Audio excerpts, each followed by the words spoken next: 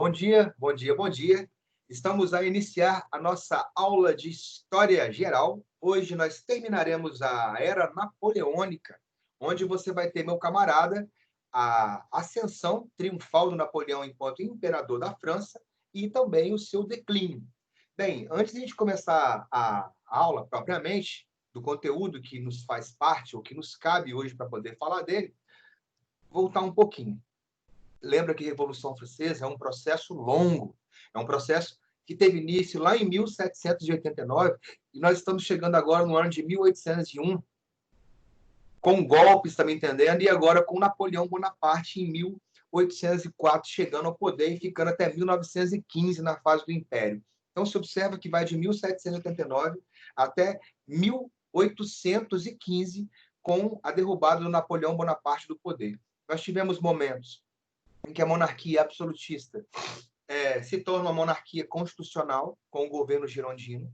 Depois nós temos a derrubada da monarquia constitucional, a execução do monarca, a implantação de uma república jacobina, com uma grande quantidade de conquistas e direitos, principalmente para as camadas mais populares, e também com a outra vertente, que foi o terror jacobino, período de extrema violência com aqueles que seriam os contra-revolucionários.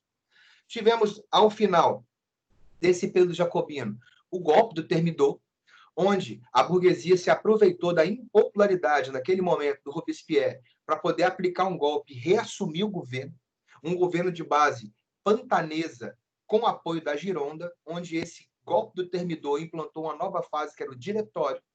Naquele diretório, restauração das práticas burguesas, fim do voto do sufrágio, anulação das medidas jacobinas, insatisfação popular, denúncias de corrupção por parte do diretório, e aí veio o golpe do Brumário.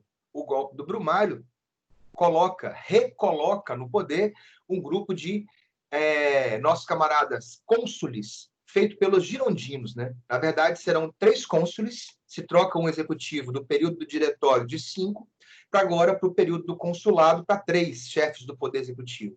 2 viriam da alta burguesia girondina, e o Napoleão seria a terceira peça desse consulado tríade, como sendo um camarada popular que veio do exército, que tinha apoio tanto da população rural quanto da população urbana. Esse Napoleão Bonaparte, ele não é francês originalmente. Napoleão Bonaparte é chamado de corso, porque ele vem da Córcega, sacou? A Córcega foi um território que durante um tempo pertenceu à Itália, e depois a Córcega tentou o seu processo de independência e acabou sendo incorporado pela França, sacou? A Córcega já pertenceu a italianos, a Córcega já pertenceu a franceses. Naquele momento em que o Napoleão Bonaparte tinha 8 anos de idade, a Córcega estava em processo de independência. A família do Napoleão Bonaparte lutou favorável à independência da Córcega, só que a Córcega vai ser derrotada por tropas francesas. Ou seja, a família do Napoleão Bonaparte, que tinha pretensões de conquistar poder naquela ilha, vai agora, meu velho, sofrer um revés. É claro, a família do Napoleão Bonaparte, então, passa a ser vista com olhos diferentes com relação dos franceses, porque buscaram a independência na Córcega. O Napoleão Bonaparte vai ser mandado para estudar na França, vai ser mandado para estudar em Paris. 9 anos de idade, o Napoleão Bonaparte entra numa escola militar, numa turma de 52, ele termina o curso de oficial em 48ª colocação. Então, é um camarada de uma inteligência muito significativa, é um camarada que tem uma disposição e uma impetuosidade imensa, e aquele outro detalhe, não é porque você é o primeiro lugar na sala, ou porque você é o primeiro lugar no curso que você passou, que você será, com toda certeza, o melhor profissional. Não. Aí você fala, por quê? Porque o que vai fazer você se destacar é o tanto que você gosta daquela situação. O Napoleão ficou em 48º pelo fato de que ele não era nobre naquela turma de 52. Então, o tratamento era diferenciado. O Napoleão sofreu um bullying muito significativo. O Napoleão não falava francês fluente, ele falava italiano, então ele vai ter que aprender, sacou? Então você imagina que ele vai sofrer algumas consequências durante esses anos que ele se estuda na escola militar para se tornar oficial. Vai sofrer um isolamento por parte dos companheiros da sala, e quando ele conclui o oficialato dele, que ele vai assumir uma tropa, ele não vai assumir tropas em cidades importantes. Ele não vai assumir tropa, por exemplo, em Paris, o Napoleão vai ser encaminhado para poder liderar tropas na fronteira, num momento em que a França estava sendo invadida por uma série de coligações. Vão ser, meu velho, 7 coligações feitas para poder eliminar completamente o processo da Revolução Francesa. E o Napoleão, ao ir para a periferia, ao ir para a fronteira da França, para liderar tropas, começou a se destacar com uma ampla quantidade de vitórias sobre os invasores. E estando na periferia do Império, as invasões acontecem pela fronteira, é quase sempre zona rural. A população rural, a população camponesa, era que primeiro sofria os efeitos de uma invasão estrangeira. E nesse momento ela via no Napoleão Bonaparte um camarada que defendia ela. Ele já começa a se tornar o camarada do povo. Ao mesmo tempo, ele também vai ter esse apoio das cidades. Aí você fala assim, mas por quê? Pelo fato de que se o Napoleão consegue conter o avanço estrangeiro na fronteira ou próximo dela, as cidades não serão atacadas. Consequentemente, ele estaria também protegendo as cidades. Daí o apoio dos sans-culottes, que são os trabalhadores urbanos, e camponeses ao Napoleão Bonaparte naquele momento, onde coligações estrangeiras invadiam a França. Então, o Napoleão Bonaparte ele não pode ser encarado como um camarada que veio da família pobre, não veio, de que era facilmente manipulado, por isso o convidaram para poder fazer parte do consulado. O Napoleão Bonaparte, na verdade, ele até pode ter se feito de manipulado para conseguir chegar ao poder. Mas o Napoleão Bonaparte se cacifou para chegar ao poder. Como assim? Amplas vitórias na frente militar, apoio da população rural, apoio da população urbana. Então, ele teve méritos para alcançar o título. Tanto é que no golpe do 18 Brumário, aplicado pela Gironda, vai ser o Napoleão Bonaparte a ferramenta utilizada para tal coisa, beleza? E aí a ideia era o seguinte, o Napoleão, no meio de 3, ele é minoria, sendo 3 cônsules, 2 da Gironda, da alta burguesia, 2-1, a burguesia vai governar, a burguesia vai mandar, e o povo não vai falar nada, porque um dos cônsules é o Napoleão. E se o povo falar alguma coisa, o Napoleão está ali para reprimir. Então, ao mesmo tempo que o Napoleão é visto como uma figura popular, o Napoleão também poderia ser visto como uma peça de repressão, caso a população viesse ficar contra aquele governo. Pois bem, o Napoleão colocou o pé no poder a partir do consulado e não retira mais. Em questão de tempo, o Napoleão se torna cônsul vitalício. Em questão de tempo, o Napoleão vai lá e realiza uma série de reformas, reformas de característica educacional, o Código Civil Napoleônico, que é base do direito em boa parte do mundo até hoje, a ideia de sistema educacional, de formação de funcionários públicos para poder gerir o Estado de forma capacitada, coisa que tem na França até hoje. Então, se você for eleito para qualquer cargo público, ou se você for aprovado para algum concurso público para exercer uma função de servidor, você vai passar por um processo de formação e capacitação que o Estado vai te dar, sacou? Não é assim, eu vou ser candidato a vereador, eu ganhei eleição, nunca fui dirigente de nada, agora vou ser vereador sem informação nenhuma. Não. Lá você ganhou, você faz o curso de capacitação. Lá você passou, você faz o curso de capacitação. Imagine, então, que eu ganhe para vereador, beleza? Se eu tiver algum projeto no setor urbano, no setor educacional, no setor de infraestrutura, eu não preciso de contratar comissários ou pessoas que vão ser meus assessores simplesmente para poder me auxiliar nesse processo, e às vezes eu contrato pessoas que não sabem nada de urbanismo, nada de infraestrutura, nada de transporte, sacou? No caso da França, eu não faço isso porque já tenho funcionário que passou no concurso público e tem a formação daquilo. Então, se eu ganhei para vereador e eu quero fazer um projeto de urbanização, eu já tenho os funcionários que foram eleitos através de concurso público e têm formação em urbanismo, principalmente daquela região de onde eu ganhei. Então, o serviço já é mais adiantado, com pessoas que são profissionais e capacitadas daquilo. E o Napoleão vai fazer isso em vários setores, como, por exemplo, o setor da marinha. Ele via que a França tinha que ter uma marinha. Ele vai construir uma ampla indústria naval, um sistema portuário mais eficiente, simplifica pesos e medidas, coloca barreiras alfandegárias para poder conseguir fazer a França crescer economicamente. E, é claro, o Napoleão chega a um ponto que a popularidade e as acertadas decisões que ele toma o cacifam para poder se tornar imperador da República Francesa, que agora deixa de ser república, porque tem início o império, que é a fase que eu vou espelhar para você nesse momento agora. Nos seus slides, Vocês vão perceber que está o conteúdo, mas algumas imagens não tem, que eu acrescentei essas imagens agora para dar uma ilustrada, mas vocês vão ver aqui, vocês podem printar a tela caso vocês queiram. O conteúdo está todo ele. Algumas imagens vocês não têm no conteúdo que você baixou. Ele fica muito pesado, beleza? Mas vamos lá. Vamos começar, então, a nossa segunda parte. Inicia o Império, que vai de 1804 a 1815, como eu disse. Você imagina que a Revolução Francesa começou com a ideia para atacar o absolutismo monárquico, e com a população apoiando integralmente a ideia da queda do absolutismo monárquico.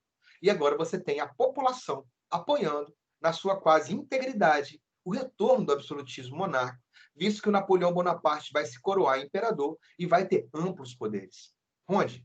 O povo era contra a monarquia, agora o povo é a favor da monarquia. Velho. É igual a um tempo atrás você poderia ser de esquerda e agora você é de direita, ou vice-versa. Nós temos N exemplos disso aí. Vamos pegar só para você ter um cara famoso na história, o Carlos Lacerda. O Carlos Lacerda foi um dos camaradas que fez a abertura do discurso da ANL, que era a Aliança Nacional Libertadora, que era um partido de base socialista comunista. Quando chega lá na década de 50, 60, 70, o Luiz Carlos Prestes cria o Clube da Lanterna, que é caçador de comunista, sacou? Nós tivemos há um tempo atrás, bastante tempo atrás, um deputado aqui do Espírito Santo, que é o Sérgio Magés, que é amigo meu, que foi um dos fundadores do PT no Estado. Se desagradou com um partido e viu que foi onda e acabou sendo eleito por um partido que seria o contrário, que foi o PSDB. Hoje ele já está em outra legenda, sacou? Nós temos, por exemplo, o Robespierre, que eu citei no caso da Revolução Francesa. Robespierre foi um estudante que fez uma declaração, sacou? Em nome da escola, ao imperador, ao Luís XVI e ao governo dele. E vai ser o Robespierre que vai estar assinando a execução na guilhotina do mesmo Luís XVI, naquele momento transformado simplesmente em cidadão Luís Capeto. Então, as variações das pessoas a respeito de posicionamento político variam muito. E eu posso dizer que assim se dá com boa parte das outras coisas na nossa vida. Coisas que você não consome, você passa a consumir, ou coisas que você se agradava, você não se agrada mais, sacou? Então, isso rola no meio. Onde? O povo eu entendo. O povo pensa assim, o povo vai para lá, vai para cá, é de acordo com aquele momento. Mas a burguesia? A Revolução Francesa foi um movimento de base burguesa. E essa burguesia agora vai aceitar o retorno de uma monarquia com característica absolutista? Vai. Por quê? Porque a burguesia prefere abrir mão do controle político do Estado do que ser para uma pessoa que tem poder para concentrar e defender esse Estado, do que ela assumir o Estado e correr o risco de ser derrubada por novas revoltas de caráter popular, que acontecia o tempo todo. Com Napoleão Bonaparte, revoltas de caráter popular acontecendo, diminui horrores. Eu prefiro abrir mão do meu controle político se o Estado defender o crescimento econômico e a propriedade privada. Então, a elite não governa nesse momento a França. Quem exerce o poder é o Napoleão.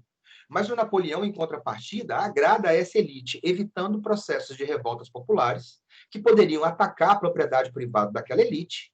E, ao mesmo tempo, Napoleão Bonaparte vai criar a infraestrutura que vai aumentar o processo de conquistas econômicas por parte dessa elite. Estradas, simplificação dos impostos, barreiras alfandegárias, padronização de pesos e medida, sistema portuário mais avançado, estaleiros, incentivo à indústria, incentivo à escolarização, sacou? Então, olha a observação. A burguesia apoiou o império, apesar do absolutismo do Napoleão.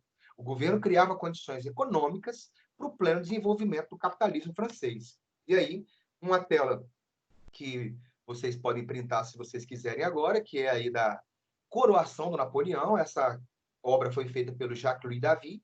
É uma obra feita, obviamente, posterior ao processo de coroação, pedido pelo próprio Napoleão. O Jacques-Louis David, ele é o camarada que vai fazer as grandes pinturas do período de Revolução Francesa. Aquela morte do Marat, por exemplo, é ele que desenhou, Marat na banheira, né, depois de tomar a punhalada da Charlotte Corday. E aí, nós temos esse quadro que ele é interessante. Por quê? Porque nesse quadro há um rompimento de uma ideia que até então era comum na França. Se você voltar lá no começo do ano, eu citei, por exemplo, no processo de fragmentação do mundo romano, surgimento dos reinos bárbaros. Aí eu falei de um camarada chamado Carlos Magno, Carolus Magno. Eu citei, por exemplo, que o Carlos Magno, quando foi coroado, A coroação do Carlos Magno, ela foi retratada de que forma? O rei de joelhos e o Papa em pé com a coroa a colocar sobre a cabeça do rei. Aquilo dá uma ideia de submissão do poder do rei ao poder do Papa. O Papa tinha, então, a ideia de poder supranacional. No entanto, com o decorrer das matérias que você viu esse ano, nós chegamos à formação das monarquias nacionais e à consolidação do absolutismo, pode crer? Ali, o rei conseguiu submeter a igreja ao seu poder. Tanto é que a igreja passa a afirmar que o rei é o representante de Deus na terra, beleza? Ir contra o rei é o mesmo que ir contra Deus. Porém, senhores, o que vai acontecer nesse momento da coroação vai ser o seguinte: ainda era tradição o Papa colocar a coroa sobre a cabeça do monarca. Na época, o nosso camarada Napoleão Bonaparte pediu o Papa para poder realizar sua coroação. O Papa, que era o Pio VII, disse sim, faça sua coroação, basta você vir até Roma. Lembra que não existia Vaticano ainda. O Vaticano só vai existir a partir de 1929, Tratado de Latrão, com um camaradinha chamado Benito Mussolini, beleza? Então é Roma. E aí, o Napoleão falou: Napoleão não vai até o Papa. O Papa vem até o Napoleão. O Napoleão não vai até Roma. Roma, se quiser, vem até aqui. E aí? E aí o Papa falou que não ia. A tradição são os maiores monarcas europeus irem até lá para serem lá, de fato, coroados. E aí ele falou: se eu for a Roma, não será você o Papa que irá colocar a coroa sobre minha cabeça. Ou seja, ou você vem em Paris e faz a minha coroação, ou eu vou colocar outro Papa no seu lugar que faça. Então, você imagina, de forma bem democrática, né? O Papa foi convencido a ir a Paris fazer a coroação. Essa imagem ampliada da coroação, ela é interessante porque ela já está com o Napoleão coroado. Você observa aí que ele está com a coroa de louros, né, de ouro, na cabeça, remontando a ideia dos imperadores romanos que usavam aquela coroa de louros, né? Só que esses louros aí são pétalas, são folhas mais de ouro, de ouro, na verdade, e ele já está a colocar a coroa sobre a cabeça de sua rainha, sobre a cabeça de sua rainha, que seria a Josefina. E o que acontece? Eu vou colocar a cena num ponto maior agora, só para você enxergar qual é que é. Depois que o quadro tinha sido feito pelo Jacques-Louis David, o Napoleão Bonaparte viu o quadro e fez ele fazer alguns acertos. Um dos acertos, por exemplo, foi o Papa. O Papa é a primeira pessoa que está à extrema direita da imagem. Sacou? Dá para você ver que o Papa está com um cajado aí na mão segurando. Pode crer? É a primeira pessoa. O Papa estaria com a cara de poucos amigos, é claro, nesse momento, e o Papa não estaria com as mãos levantadas, com a mão levantada, abençoando o imperador.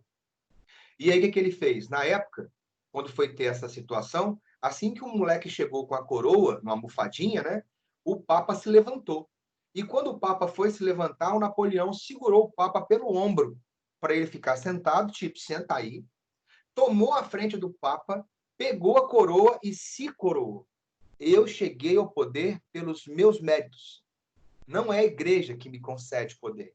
Não é a igreja que me dá a possibilidade de exercer o meu poder com plenitude. Eu exerço o poder com plenitude porque eu me coroei e eu me fiz imperador. Sacou?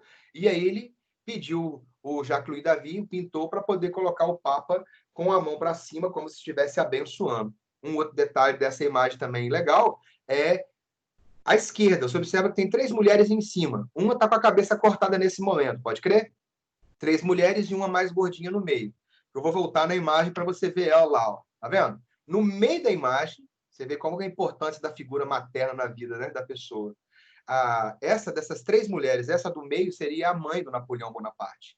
E a mãe do Napoleão Bonaparte, ela não estava nessa cerimônia de coroação do próprio filho.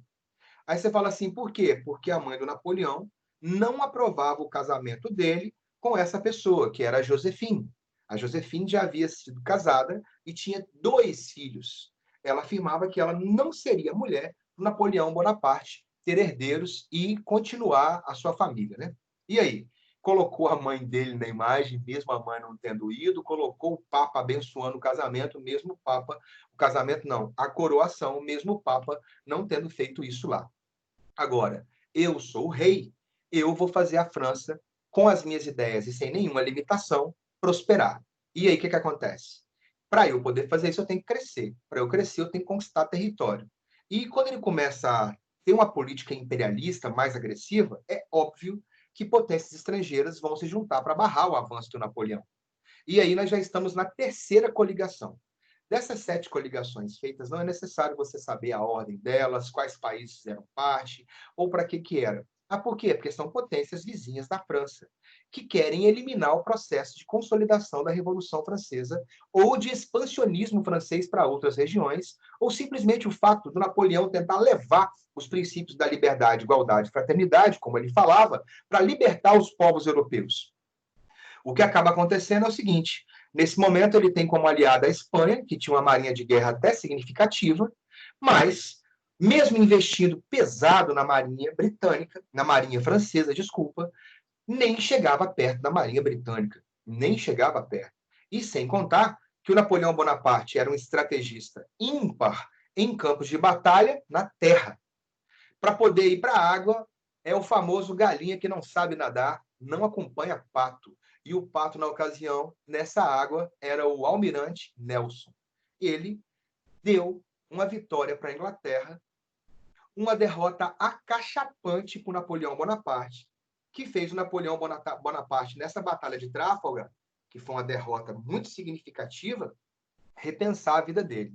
Como meu pai diz, até um chute na bunda te joga para frente. O Napoleão teve a possibilidade de, nesse momento, saber as limitações dele enquanto potência. Essa charge é uma charge que, com certeza, os senhores já viram alguma vez em algum livro, e é uma charge que ela diz bastante. A esquerda, de casaca vermelha, sempre vai ser um inglês, né? A direita, um Napoleão, com traços grosseiros, diga-se por passagem, né? Um Napoleão pequeno, em pé, com um chapéu imenso, mas dá para você perceber um detalhe nessa charge. Ó. A Inglaterra, que é a do casaco vermelho, está a cortar o mundo pelo oceano. Tá vendo? A parte do oceano, com a sua espada, com a sua faca. E já o Napoleão Bonaparte está a cravar a sua espada na Europa, na parte continental. Isso já denota que o domínio total dos mares era feito pela Inglaterra e o domínio da parte terrestre europeia era feita pelo Napoleão. Outra charge de época que também mostra isso. À esquerda você vê o Napoleão, né? Em terra, comandando as suas tropas, com habilidade ímpar, de novo aí sendo, na caricatura, sendo satirizado, né? Um cara pequeno, com um chapéu maior do que ele, para dizer que ele era maior, que ele era baixinho, isso e aquilo. Já na parte da direita, você observa o Napoleão na água e se ferrando, né? Então, na terra, o Napoleão até dá para o gasto. Agora, quando viesse na água, tem um problema. E aí, como eu te disse, até um chute na bunda te joga para frente.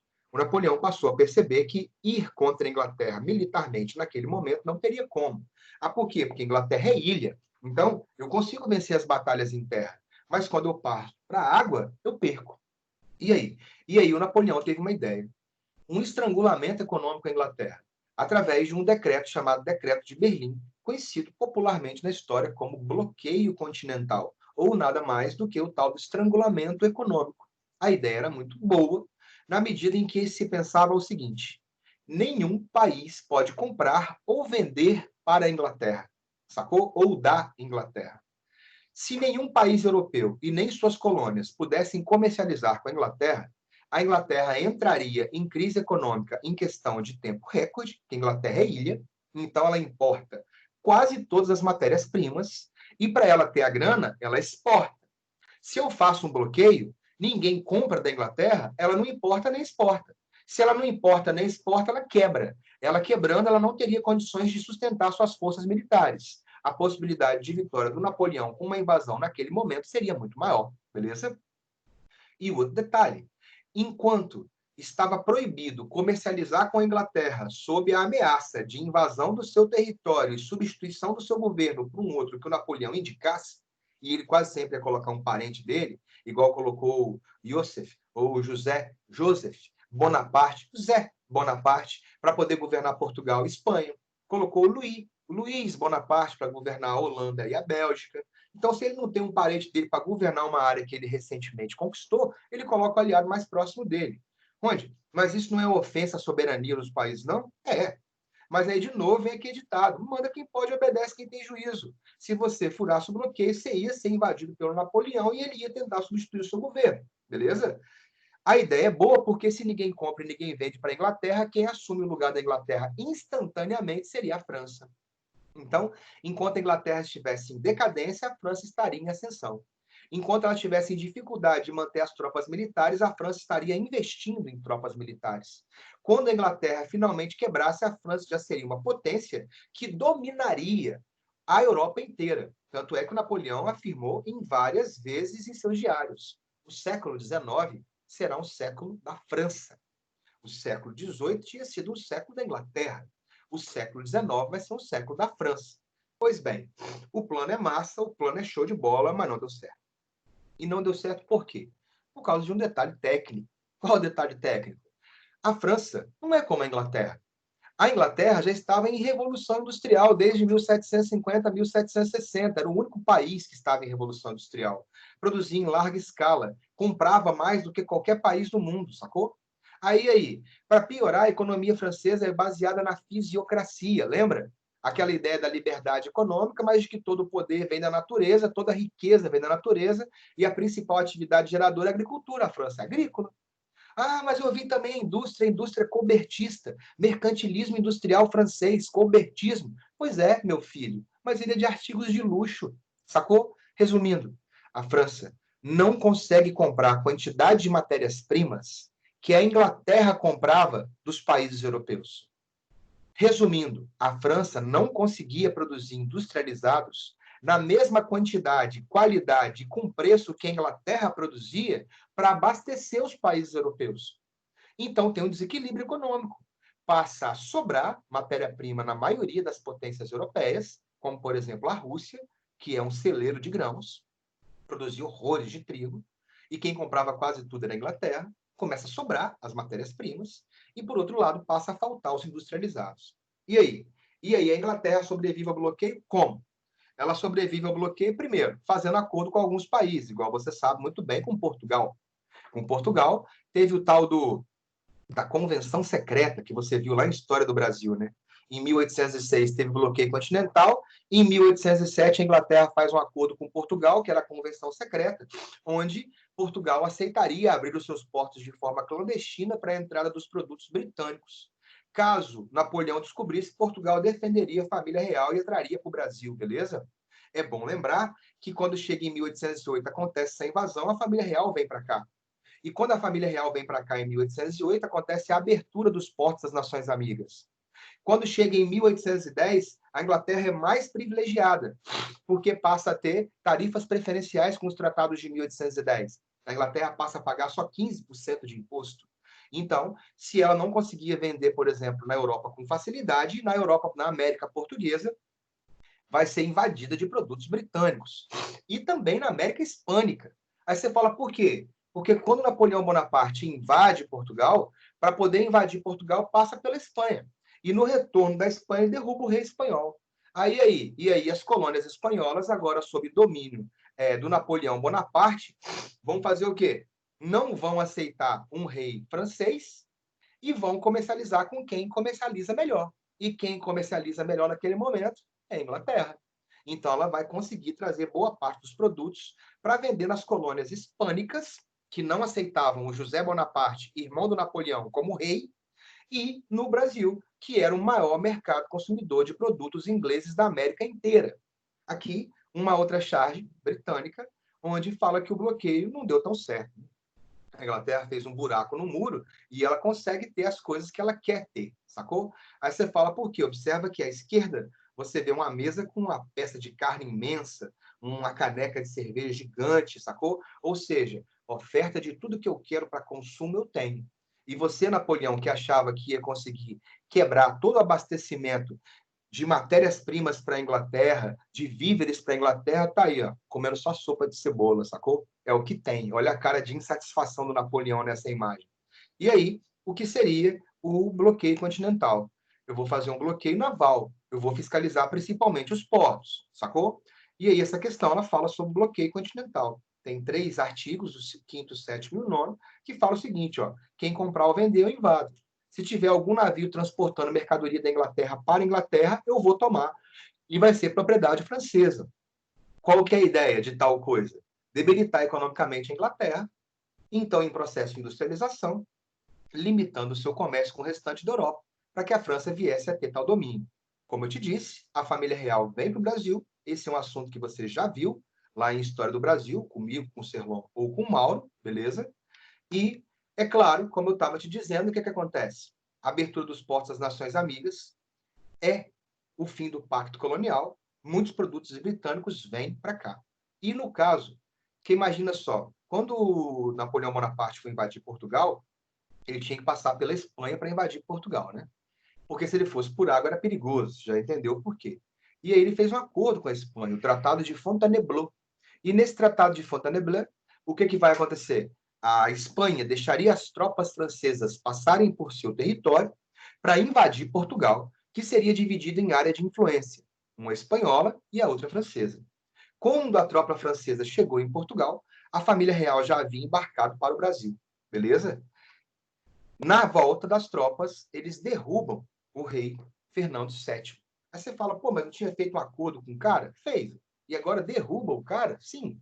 O Napoleão ele passa a ser visto nesse momento como o camarada que estava a libertar os povos europeus da tirania de monarquias absolutistas. Inicialmente, o Napoleão Bonaparte é encarado como o libertador, o camarada que derruba o Fernando lá na Espanha, o camarada que derruba o Dom João lá em Portugal, sacou? E aí? E aí, a ideia de que se ele veio para derrubar monarcas absolutistas, defendendo os princípios da liberdade, igualdade e fraternidade, esses povos o veem como libertador.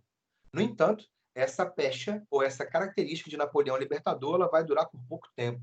Ah, por quê? Porque rapidamente as populações desses países passam a perceber que o Napoleão estava trocando 6 por meia dúzia.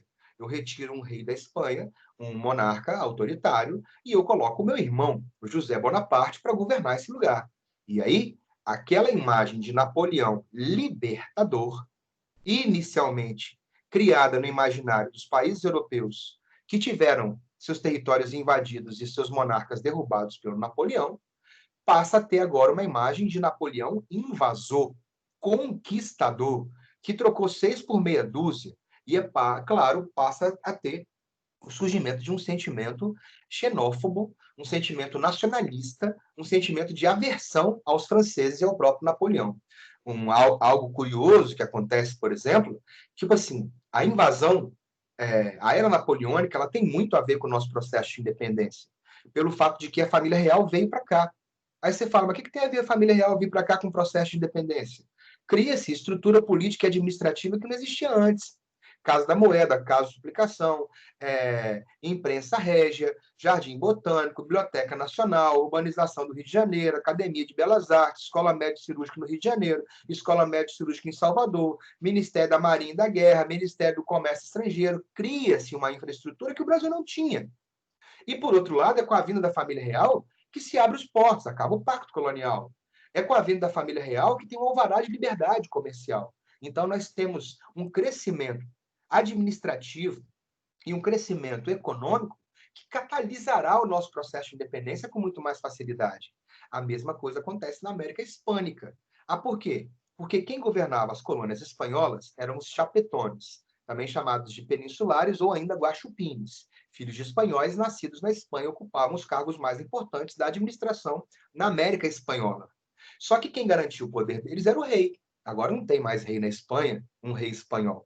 Agora tem um francês. O que acontece? Aqui na América, a elite crioula, que era rica, mas não assumia os cargos mais importantes do governo, vendo a ausência de um rei espanhol no trono, não aceita a inferência francesa e passa a se governar. São as juntas governativas. As elites crioulas locais assumem os governos locais, não aceitando o domínio de um rei francês, irmão do Napoleão Bonaparte. E é claro que o que acontece? Ao fim dessa matéria, sobre a era napoleônica, o que acaba acontecendo é que vai ter o Congresso de Viena, que tem um princípio chamado princípio da legitimidade, onde se restauram as monarquias aos tronos. Então, por exemplo, a família real voltou para Portugal. Voltou depois do Congresso de Viena por causa da Revolução do Porto.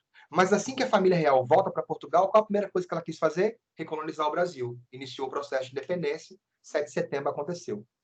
Quando restaura a monarquia na Espanha, com o espanhol no trono, ele vai tentar restabelecer a colonização, sacou? A recolonização.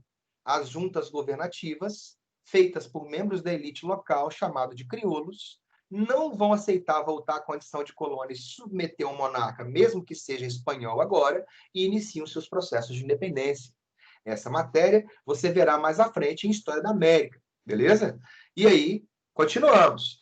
Napoleão foi para Portugal, invadiu Portugal, dominou a Espanha e deixou o irmão dele lá. E aí nós tivemos um outro problema. A Rússia era o maior produtor de grãos da Europa e estava com os seus armazéns abarrotados, porque não conseguia exportar na mesma quantidade que a Inglaterra comprava. Outros países não compravam como a Inglaterra comprava da Rússia. O Napoleão fez até uma missão diplomática, cara. Foi até Moscou, conversou com o czar Alexandre, que tinha uma relação boa, deu até uma abertura no bloqueio continental, falando o seguinte, ó, inglês não pode ter um navio parado no seu porto. Mas se você quiser pegar o seu trigo e levar para vender para eles, aí até rola. Só que o Napoleão sabia que isso não ia adiantar muito para o czar Alexandre, porque a Rússia quase não tem navio, sacou? Apesar da abertura que se dava à Rússia no tratado, no bloqueio, isso não satisfazia a Rússia. E aí o Alexandre falou abertamente para o nosso camarada Napoleão de que ele não ia mais fazer parte do bloqueio. E aí o Napoleão falou com ele assim, se você não fizer parte do bloqueio, eu vou invadir a Rússia. E o Alexander, o Alexandre, ou Alexander, como você queira dizer, já meteu a real para ele, falou assim, você não vai conseguir invadir Moscou. Aí ele falou assim, por quê? Ele falou assim, porque até hoje ninguém conseguiu invadir. E outra, você não é mais visto como um libertador, como era inicialmente. Agora você é visto como um tirano. Nos territórios onde você substituiu governos, tem revoltas acontecendo. Por exemplo, enquanto Napoleão Bonaparte ia para a Rússia, estava acontecendo a Guerra Civil na Espanha. Napoleão mandou 200 mil soldados para a Espanha, porque senão eles queriam tirar o irmão dele do poder. E o Napoleão foi para a Rússia e o cara falou, ó, além de ter oposição ao seu governo em vários países europeus, você não terá tempo para trazer suas tropas até Moscou antes do inverno e você não conseguirá fazer com que a Rússia faça o que você quer, porque aqui o buraco é mais embaixo e a chapa vai esquentar. O Napoleão Bonaparte rapidamente retornou, organizou as tropas em tempo recorde e mandou para a Rússia 700 mil soldados. 700 mil soldados que, para conseguir chegar na Rússia no prazo, deveria ir em marcha acelerada com pouco carregamento. Ou seja, roupa leve, bolsa leve, para você andar em marcha acelerada 10 horas por dia, cada hora de caminhada, 5 minutos de descanso. E as tropas francesas foram uma velocidade imensa, com 700 mil soldados, meu velho. Aqui está mais de 600 mil, mas é quase 700 mil soldados para a Rússia. E de acordo com o que foi entrando no território russo, sabe-se bem o que aconteceu. Os russos adotaram a tática da terra arrasada. Ao que era? De acordo com o que o inimigo está chegando, e o Napoleão, você vê só, quando ele mandou a tropa leve, por que ele mandou a tropa leve? Porque era comum a tropa chegar no lugar, saquear o lugar. E aí você tem as coisas para poder sobreviver. Comida, bebida, agasalho, casa, beleza? Só que dessa vez, ele fez isso achando que ia rolar. Só que quando ele chegava nessa cidade, a cidade tinha sido incendiada. Os campos tinham sido incendiados. O gado não existia porque havia sido levado junto. Hoje, uma menina mais cedo falou assim, pô, mas as pessoas vão ser convencidas a queimar as coisas? Elas vão. Ah, por quê? Porque o francês está chegando no seu território, não é uma visita, ele é um invasor. E ele vai comer as coisas da sua casa. E ele vai utilizar você como mão de obra dele. E, muito possivelmente, a sua mulher, suas filhas e suas irmãs serão estupradas. Então, é rachar fora, o que dá para levar, leva, e o que não der, queima. E aí chegava aqui na cidade, não tinha estoque de alimento, não tinha onde colocar a tropa, tudo havia incendiado e queimado. Mas o Napoleão conseguiu chegar dentro de Moscou. Mesmo assim, quando ele chega em Moscou, já está o inverno russo. E é um inverno daqueles, é um inverno onde o seu freezer não chega nem perto. No inverno russo, os caras têm uma temperatura de 30 graus negativos, 40 graus negativos. E houve uma curiosidade aí. Quando Napoleão chegou chegou em Moscou, a cidade não estava destruída como as outras, não estava incendiada como as outras. Nos principais prédios e casas que os soldados franceses chegavam, as lareiras ainda estavam acesas, sacou? As camas como se tivessem sido utilizadas há pouco tempo. passando a ideia do seguinte, ó, chegamos tão rápido que eles nem tiveram tempo de colocar fogo na cidade. Chegamos tão rápido que eles saíram daqui agora, ó, tá tudo aí para trás, ó, as chaminés estão acesas, olha aí, ó, tudo beleza. Na verdade, não era aquilo que o Napoleão imaginava. Ele não tinha conquistado Moscou tão facilmente com os russos correndo e deixando a cidade intacta. O Alexandre preparou uma armadilha para o Napoleão. Assim que as tropas se assentaram nos principais prédios de Moscou, que eram os maiores, o Alexandre havia colocado barris de pólvora debaixo desses prédios. E numa bela noite, todo mundo dormindo, explodiu tudo. Sem contar que boa parte dos estaleiros onde ficariam os soldados e os cavalos, a água passou a ser contaminada pelos russos, que matou milhares de cavalos envenenados e outros milhares de pessoas também morreram envenenadas pela contaminação da água com veneno. E aí? E aí, os russos são obrigados a abandonar Moscou, sacou? E inicia o processo de volta desses 700 mil que foram por causa do inverno, por causa da tática de terra arrasada e dessas emboscadas como essa de Moscou que aconteceu, dos 700 mil soldados que foram para Moscou, chegaram 79 mil soldados a Paris. Era o momento em que o Napoleão havia sofrido a maior derrota da sua vida. E, é claro, as potências estrangeiras perceberam que dava agora para poder cortar a cabeça da cobra. Em outubro de 1813, nós temos, meu camarada, a sexta coligação acontecendo contra o Napoleão Bonaparte. E nessa sexta coligação, Prússia, Inglaterra, Rússia, Suécia e Áustria, o Napoleão com tropa reduzida, enfraquecida, desmoralizada, magra, vai sofrer uma derrota acachapante, sacou? Só que o Napoleão tinha tanta moral que depois de ser derrotado, aí você vê, só um detalhe aqui, ó, essa é a Batalha das Nações, beleza? Uma imagem da Batalha das Nações, uma imagem de época, de um quadro de época, né? Você observa a organização das tropas em fileiras, né?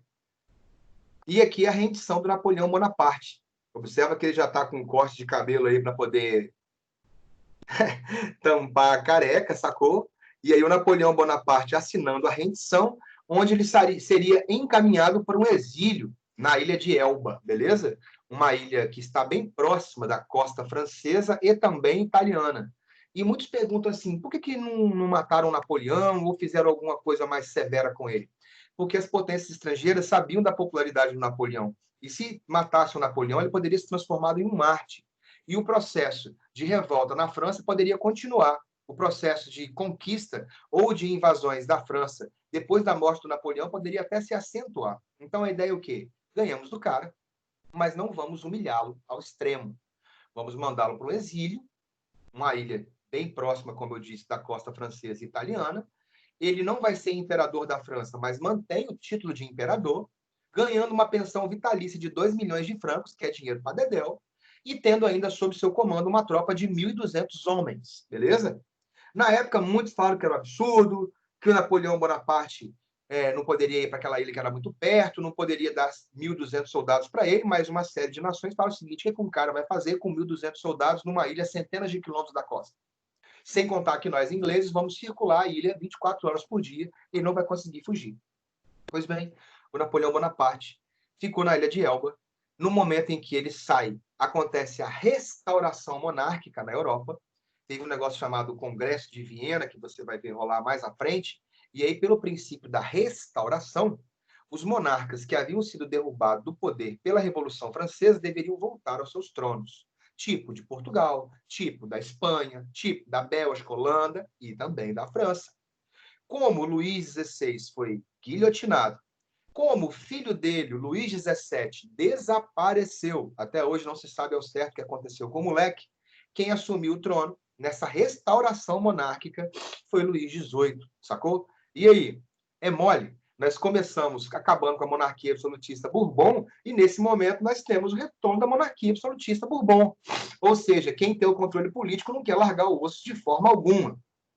O Napoleão vai para a ilha de Elba, como eu te falei, mas começa a receber notícias de que a insatisfação popular crescia pelo retorno de um Bourbon ao poder, pelo retorno dos privilégios ao clero e à nobreza, pelo retorno da inflação dos preços. E o Napoleão conseguiu, em uma fuga hollywoodiana, sair de Elba, chegou até o litoral francês, conseguiu uma fuga num momento de nevoeiro muito intenso e com pequenas embarcações ele passou por entre os navios ingleses e conseguiu chegar. E aí, quando ele chegou, o Luís XVIII não acreditou que ele tinha fugido para começar a conversa. Mas ele chegou com algumas centenas de soldados, ele não conseguiria tomar Paris. Mas a cada quilômetro, que foi uma marcha de mais ou menos 2 semanas, a cada quilômetro que o Napoleão marchava em direção a Paris, mais e mais soldados iam dar apoio a ele. Quando ele chegou nos portões de Paris, já tinha mais de 30 mil soldados o apoiando. O Luís mandou o seu marechal de guerra ir e conter o Napoleão Bonaparte. Quando o marechal de guerra francês foi para conter o Napoleão, o marechal que já havia lutado ao lado do Napoleão em várias campanhas, o marechal pediu para o Napoleão se render. Napoleão falou que não iria se render. E aí o marechal deu voz de preparar, apontar fogo. E a galera não atirou contra o Napoleão. Essa é uma imagem que retrata de forma heróica o retorno do Napoleão Bonaparte à ilha de Elba, da ilha de Elba para Paris, e você observa os soldados, né? Uma galera que estava do lado do Napoleão e uma galera que iria combater o Napoleão está caminhando para encontrar-se com ele. Igual aconteceu com o Júlio César, lá às margens do rio Rubicão, o Alea Jacta Est, a sorte está lançada. O Napoleão, quando recebeu a ordem de preparar, apontar fogo contra ele, abriu sobretudo, mostrou as insígnias que ele havia conquistado em campo de batalha por mérito, a de imperador que ele havia conquistado por ele mesmo, e falou o seguinte: se querem atirar, meu peito está aberto para isso. Não venho para poder oprimir o povo da França, venho para libertar o povo da França, que me quer no poder. E aí, meu camarada, o exército que veio para poder derrotar o Napoleão ficou do lado dele. E aí, Napoleão retorna ao poder, o Luís XVIII racha fora, porque sabia que a chapa ia esquentar para o lado dele, mas esse governo do Napoleão foi um governo de 100 dias apenas. 100 dias foi o tempo que o tempo que as potências estrangeiras necessitaram para organizar novamente suas tropas e falar: Napoleão está com um papo pacifista, de que não vai invadir nada, não vai invadir nenhum território, vai devolver, não vai se militarizar, isso é caô. E aí, tem o acontecimento da sétima coligação, onde na Batalha de Waterloo, ou Waterloo, os franceses são finalmente derrotados. O Napoleão é capturado. Dessa vez, a negociação é um pouco mais dura. O Napoleão se entregou e falou assim: eu vou para o exílio, mas não ia para Elba, ele não deixaram ele ir para Elba, que era a ilha que ele gostava, e aí ele pediu para ir para onde? Para os Estados Unidos. O Napoleão Bonaparte ele foi formado em matemática na Escola Militar Francesa, ele era professor de matemática. E o Napoleão falou que iria para os Estados Unidos e lá ele exerceria sua função de professor. Bem, a Inglaterra falou que topava, colocou ele no navio, só que quando entrou no meio do Oceano Atlântico, ao invés de ir para os Estados Unidos, quebrou para a esquerda, desceu o Atlântico e chegou na ilha de Santa Helena, uma ilha no meio do Oceano Atlântico, no meio do nada. Napoleão jamais chegará aos Estados Unidos e jamais sairá da ilha de Santa Helena, onde ele virá a falecer em 1821. Aí você tem a imagem do Napoleão no leito de morte e o Napoleão já morto, né? Terminando aqui, meu velho, a nossa matéria sobre a era napoleônica. Após a morte do Napoleão Bonaparte, existe a consolidação das determinações do Congresso de Viena, que serão cenas dos próximos capítulos da sua próxima aula. Beleza? Espero que tenham gostado da aula de hoje. Eu, particularmente, gosto bastante da era napoleônica, do Napoleão Bonaparte, mas se observa que nós terminamos, meu velho, essa matéria com Napoleão morto. Alguns vão falar que ele foi envenenado, outros vão falar que foi de depressão. Na verdade, ele tinha problemas intestinais. Poderia-se falar que hoje em dia seria um câncer de intestino que acometeu Napoleão Bonaparte, que veio a óbito. Beleza? Bem, senhores, para quem tiver dúvida, os senhores têm meu contato, podem entrar em contato, que em tempo hábil eu te ajudo se eu souber. Beleza? No mais, beijo para vocês. Foi um prazer. Até mais. Tchau. Valeu, Lucas Diniz.